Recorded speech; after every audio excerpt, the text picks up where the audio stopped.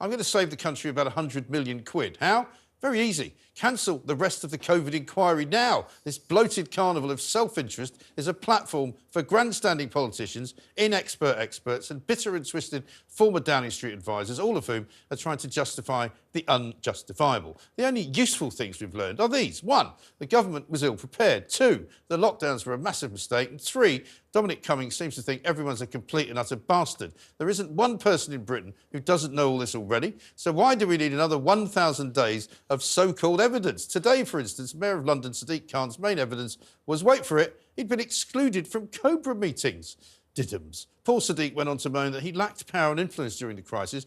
All I'll say is, thank God he was barred from the meetings in light of the daily chaos he causes in London. We're told the inquiry will last until 2026, with a possible further 4 years of sober reflection by the inquiry judge. What? 8 years to tell us what we already know? Meanwhile, around 100 lawyers charging a minimum of £220 an hour are coining it in like drunken lottery winners. If the government wants to do anything useful, it should cancel the inquiry right now and share the 100 million quid it will save with the families of the 230,000 victims.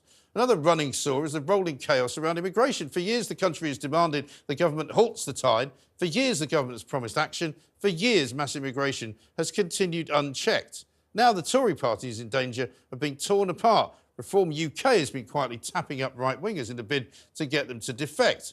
And Rishi Sunak bleats that a vote for reform is a vote for Labour. But when real people continue to be ignored by the establishment over and over again, strange things can happen. Can anyone remember Brexit?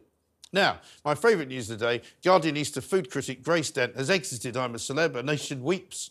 This sneering, hatchet-faced snob once branded the ITV show a puerile venture into starving, televised constipation and animal cruelty. But in true Guardian style, i.e. being a total hypocrite, Al Gracie grabbed ITV's cash before he could say unprincipled fame whore. Now, after contributing the square root of sweet FA to the show, frankly, Nigel Farage's backside has been more animated. Grace has fled the jungle. Now we can look forward to 3,000 words of deadly dense whining revisionism in The Guardian about her TV exploitation hell. But at least the jungle cockroaches have finally caught a break.